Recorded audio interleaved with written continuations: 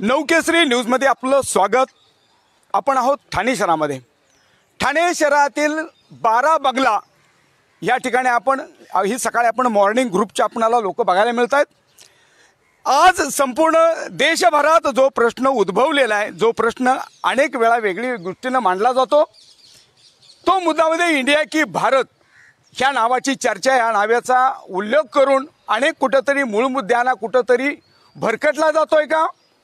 ह्या देशातील बेरोजगार तरुण पिढी ही वाढलेली संख्या आहे, सगळ्यात मोठी समस्या आहे। इथला जो शेतकरी बळीराजा आहे हा चिंतातूर आहे। काही ठिकाणी पाऊस पडला, काही ठिकाणी पाऊस पडला नाही। त्याचबरोबर ज्येष्ठ नागरिकांचे प्रश्न आहेत, ह्या देशातील अनेक तरुण पिढीच्या समस्या आहेत। आणि अशा वेळेला नवीन मुद्दा काढून मूळ मुद्दा कुठेतरी भरकटतोय का? ह्या देशाला हजारो अरबो करोडो रुपयाचा चुना लावून गेलेल्या लोकांना देशात परत आणलं जातंय का? हे सर्व मूळ प्रश्न असताना मात्र कुठेतरी त्या प्रश्नाला दुजारा देण्याचं काम होतंय का? आणि त्या अनुषंगाने समाज मनाचा आपण घेतलेला जो कानोस आहे, त्या अनुषंगाने आपण 12 बंगल्या परिसरामध्ये आपण ह्या मॉर्निंग ग्रुप, खरे मॉर्निंग ग्रुपच्या मनातल्या काय भावना आहेत, समाज मनाचा जो कानोस काय आपण घेणार आहे। सर्वप्रथम आपले सहकारी मित्र आहेत त्यांच्याकडे जाणार आहे। इंडिया का भारत हा प्रश्न आज पुन्हा वादाचा विषय येतोय। काय होणार आहे, या नावाने काय होणार आहे? नमस्कार। देखिए, ये सब्जेक्ट बहुत आपने अच्छा लिया है, होना चाहिए कि नहीं होना चाहिए, लेकिन हर एक जो यहाँ ऊपर लीडर बैठे हैं, हमारे मोदी साहब है या दूसरे जो भी सीनियर्स है, कुछ तो इसके पीछे कारण होगा। शायद हम आम जनता नहीं समझ पा रही है अभी, उसका आगे क्या इफेक्ट होगा मुझे पता नहीं। बट आपके जो दूसरे सब्जेक्ट्स है, बेरोजगारी है, बारिश हुआ नहीं हुआ, वो मुद्दों पे भी पहले ध्यान देना चाहिए।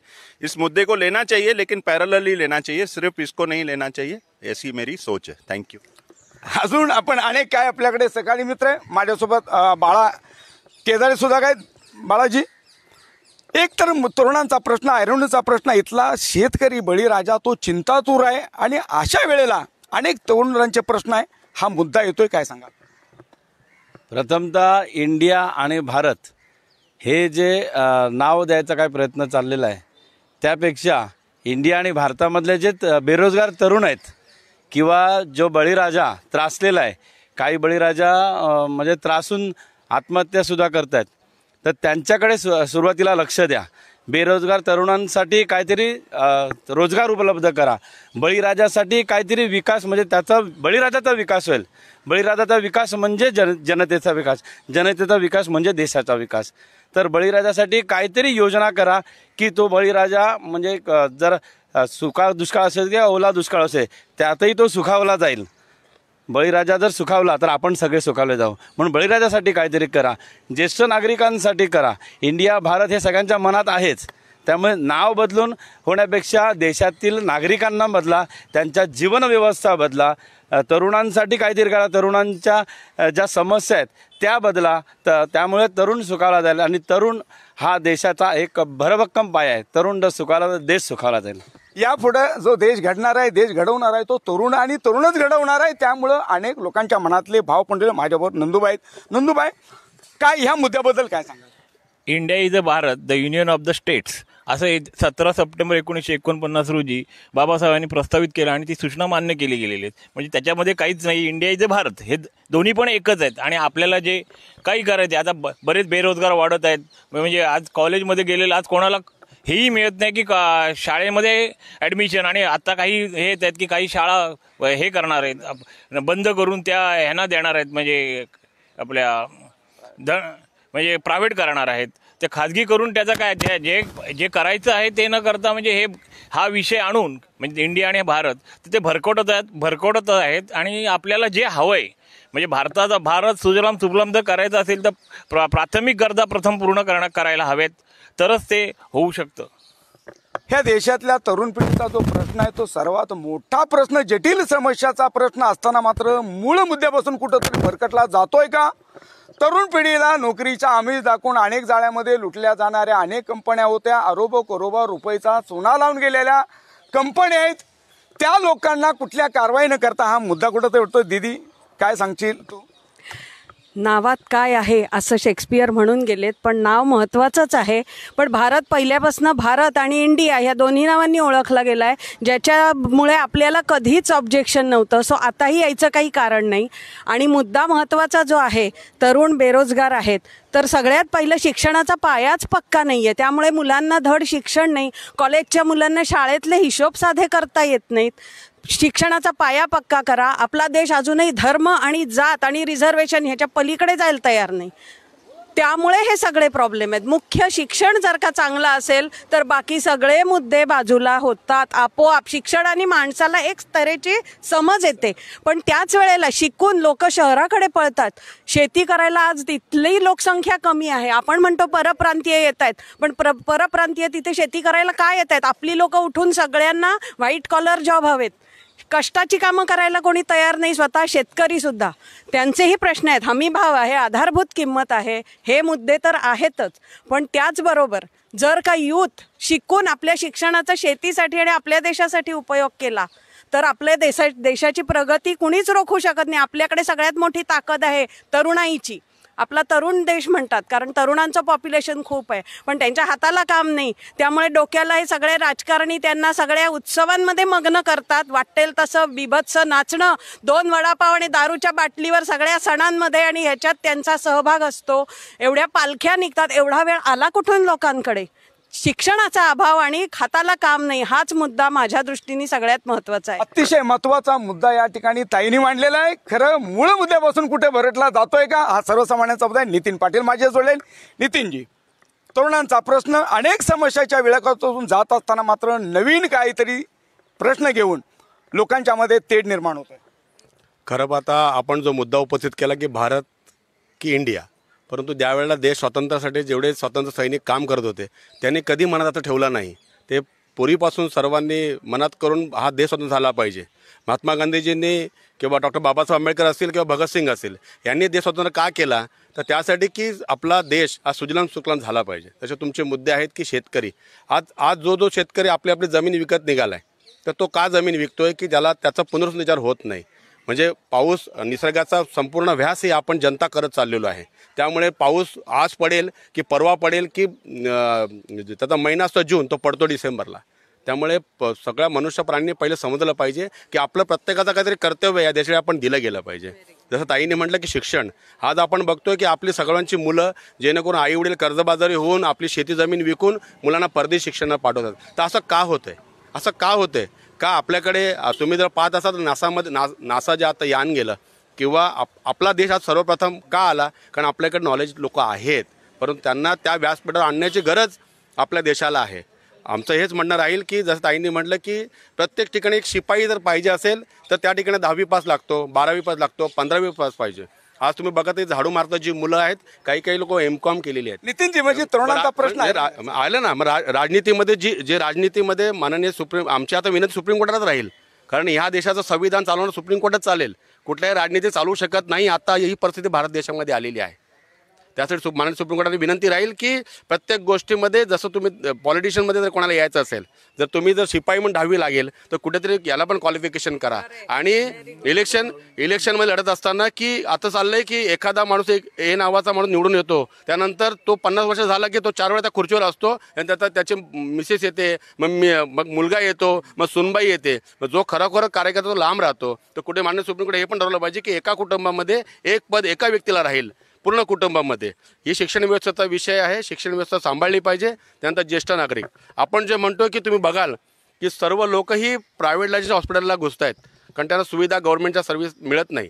अनेक प्रश्न ऐरणीवर असताना हा मुद्दा कुठे तुमच्या मुद्द्यामधून माझी ही विनंती राहील की माननीय आपल्या प्राईम मिनिस्टरना विनंती राहील, काम करतात योग्य आहे, परंतु आता असं एक कार्ड काढा जेणेकरून नागरिकाला काही झालं तर तो नागरिक त्या दवाखान्यात, चांगल्या दवाखान्यात जाईल, त्याला सुविधा विनामूल्य मिळेल. कारण टॅक्स किंवा सगळ्या स्वरूपात लोक पैसे भरत असतात. हा भारत देश आहे. याच्यामध्ये कुठेही जसं ताईने म्हटलं की वेगळ्या मार्गाला चाललंय की तरुणांना वेगवेगळ्या प्रकारच्या मार्गाला कोण जोडते? तर ही संस्था जोडते. त्यामुळे मित्रांनो, माझी असा विनंती आहे- प्रश्न आहे, आपण बघू शकतो की नितीन पाटलांनी आपल्याला जे सांगितलेले की जर अनेक प्रश्न अनेक समस्याच्या विळख्यातून भारत जात असताना नवीन जे प्रश्न येतात, नवीन काही संकल्पना घेऊन एक नवीन तेढ निर्माण होते. अशा वेळेला माझ्यावर सहकारी मित्र आहेत, माझ्यावर विजय पवार आहेत. विजयजी, काय सांगाल? कारण संपूर्ण परिवाराचा समतोल ढळत चाललेला आहे. तरुण पिढीच्या मनातले भाव आणि वेदनाचा महापूर असताना मात्र मूळमधला कुठंतरी भरडतो का? सर्वांना नमस्कार. सर्वप्रथम मी नवकेसरी न्यूज यांचं अभिनंदन करतो, आभार मानतो की ते अनेक वेळा आम्ही त्यांचं चॅनल बघत असताना दुर्गम भागामध्ये अनेक लोकांच्या जटिल समस्या मांडतात आणि आज हा त्यांनी मुद्दा घेऊन अतिशय चांगल्या प्रकारे इथे या ठिकाणी लोकांची मतान घेतलेलं आहे. प्रथमतः मला सांगायचं आहे की आपला हा भारत देश याला 75 वर्ष झाली आणि या 75 वर्षामध्ये हा अजून कधी मुद्दा आलाच नाही. भारत आणि इंडिया अनेक ठिकाणी अनेक संस्थांना इंडिया नाव आहे. काय बँक ऑफ इंडिया असो, रिझर्व्ह बँक ऑफ इंडिया असो, अनेक अशी नावं आहेत आणि मग ही एवढी नावं असताना भारत आणि इंडिया एकच आहे. तर मग आता हा प्रश्न निर्माण का झाला? बरं, हा प्रश्न इंडिया हे नाव कोणी ठेवलं आहे का? सरकारने डिक्लेअर केलं का? तर नाही. एक याचा अलायन्स बनलेलं आहे क्या इंडिया एक अलायन्सने नाव ठेवलं आहे. मग मला वाटतं ह्या सरकारला एवढं जड का वाटतं? त्यांनी काय नाव ठेवलं? तुमची आता सत्ता आहे, तुम्ही नाव बदली करू शकता. तेव्हा इंडिया आणि भारत हा एकच आहे. डॉक्टर बाबासाहेब आंबेडकरांनी संविधान लिहिताना तिथे इंडियाचा उल्लेख केलेला आहे. इंडिया आणि भारत दोन्ही उल्लेख केलेला आहे. प्रथमतः अनेक प्रश्न असताना ह्या ठिकाणी हे भाजपा सरकार हे आल्यापासून फक्त तोडाफोडीचं राजकारण करतं आणि बाकी लोकांच्या सुविधाकडे लक्ष. अनेक आपण लोकांच्या मनातल्या भावना आणि वेदनाचा या ठिकाणी महापुढे बघतोय. मूळ मुद्दा कुठेतरी भरटला जातोय का, हा विषय बी आपण बघू शकतो. आणि त्यामुळं इथे पक्ष किंवा कुठला इथे आहे, पण मात्र जो मूळ मुद्दा आहे, मूळ मुद्द्यापासून कोणी भरकटला जाऊन यासाठी फक्त मी प्रश्न विचारलाय पवार साहेब, भारत की इंडिया ह्या प्रश्नावरती वेगळं कुठंतरी दुर्लक्ष होतं, एवढ्यासाठी आपल्याला बोलायचं आहे. दोन्ही गोष्टी एकच आहेत, फक्त या ठिकाणी त्यांना वेगळं लुक देत आहे. कारण काय, लोकांचं लक्ष विचलित झाले पाहिजे. बेरोजगारी, शिक्षण, अनेक समस्या आहेत. ज्या लोकांना कोरोनाच्या काळामध्ये मोफत अन्नधान्य दिलं आणि आज परिस्थिती अशी आहे की लोक कामं करत नाही. कोकणामध्ये पूर्ण शेती अशीच पडलेली आहे कारण पूर्ण महिन्याचं रेशन मिळतं. त्याच्यामुळं हा प्रश्न बाजूला टाकण्यासाठी हे सर्व खटाटोप आहे असं मला वाटतं मनापासून. तर मूळ मुद्दा कुठेतरी भरडला जातोय का, भरकटला जातोय का? तरुण पिढीची जटिल समस्या या देशातला जो तरुण वर्ग आहे, बेरोजगारीचा संपूर्ण पडलेला विळखा आणि त्याबरोबर महाराष्ट्रामध्ये त्याचबरोबर भारतभर जो भ्रष्टाचार घडतोय, हे काही प्रश्न आहे ते दुर्लक्षित करण्यासाठी नवीन मुद्दा काढला जातोय का? आपलं काय मत आहे? नाही, प्रथम म्हणजे हा इंडिया आणि भारत हे काय वेगळे नाहीत. संविधानामध्ये बाबासाहेबांनी इंडिया नावाचा उल्लेख केलेला आहे. पण आता एक नवीन त्यांनी ते हे सोडलेलं आहे पिल्लू का इंडिया का भारत. कारण मूळ मुद्दा जो आहे लोकांचा, समाजाचा, त्याच्याकडे दुर्लक्ष करून त्यांना भारत बोलायला लावणं, हे भारत हे पूर्वीपासून चालू आहे, आमचा त्याला विरोध नाही. पण आता हा कुठेतरी मूळ मुद्दा भरकटत जाते कारण की आता इलेक्शन डोक्यावरती आहेत आणि लोकांना या मूळ मुद्द्यापासून दूर करून त्यांना हा विचार करायला लावणं हे माझ्या मते चुकीचं आहे. देशाच्या पुढे अनेक समस्याच्या विळख्यातून देश जात असताना मात्र अनेक मुद्दे समोर येत आहेत आणि त्यामुळं ही संपूर्ण तरुण पिढी आहे. त्याचबरोबर ह्या ज्येष्ठ नागरिकांचा प्रश्न आहे. तरुणांचा हजारो लाखो तरुण बेरोजगार आहेत. अशा वेळेला हा प्रश्न उभा राहतो. काय तुम्हाला वाटतं? भारत आणि इंडिया यातला फरक सांगायचा आहे. भारत म्हणजे भारत हे आणि इंडिया हे दोन्ही आमच्या दृष्टीने सामान्य लोकांसाठी एकच आहे, काही वेगळं नाही. हा जर वाद विरोधी पक्षांनी इंडिया नाव ठेवल्यामुळे उपस्थित केला असेल तर त्याला काहीही अर्थ नाही आहे. सध्याच्या गव्हर्नमेंटच्या ज्या काही स्कीम आहेत त्या सगळ्याच्या पुढे नाव इंडियाचं आहे. त्यामुळे इंडिया आणि भारत एकच आहे. पण विरोधी पक्षांनी जर इंडिया नाव ठेवलं तर त्याला विरोध करण्याची काही गरज नाही आहे. आणि लोकशाहीमध्ये विरोधी पक्ष हा स्ट्रॉंग असलाच पाहिजे, तरच तुम्ही व्यवस्थित कारभार करू शकता. आणि कितीही डेव्हलपमेंट आणि काहीही करा, पण आपल्या स्वतःच्या राज्यामधल्या, आपल्या देशामधल्या पण डेव्हलपमेंट, एक साधं उदाहरण असं, जेव्हा चंद्रयान तिकडे आपलं सोडलं गेलं होतं तेव्हा आपल्या इथे महाराष्ट्रामध्ये अशी घटना घडली होती की तिथे आपले नेते सांगतात की तिथे आम्ही हे पॉकलेन मशीन नेऊ शकत नाही आणि अख्खं गाव अख्खा जमिनीखाली गाडलं गेलं होतं. आणि तिथे JCB नेऊ शकत नाही, पण आपण चंद्रावर यान नेतोय. मग ही जी डेव्हलपमेंट आहे ही किती विचित्र आहे.